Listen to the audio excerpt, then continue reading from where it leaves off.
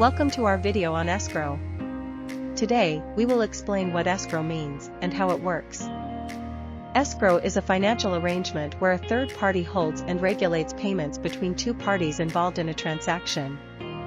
It is most commonly used in real estate transactions, but it can apply to various other situations as well. In an escrow agreement, the buyer deposits funds with the escrow service, which ensures that the seller meets specific conditions before releasing the funds. This protects both the buyer and seller by ensuring that obligations are met before money exchanges hands. Escrow accounts can also hold other assets, such as securities or funds for services.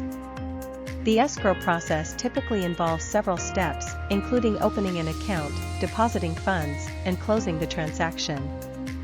Once all conditions are satisfied, the escrow agent will release the funds to the seller and the property or service to the buyer.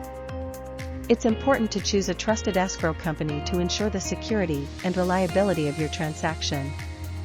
In summary, escrow provides a secure way to facilitate transactions by using a neutral third party to manage the funds.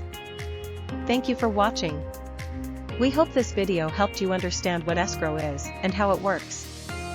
Please like, share, and subscribe for more informative content.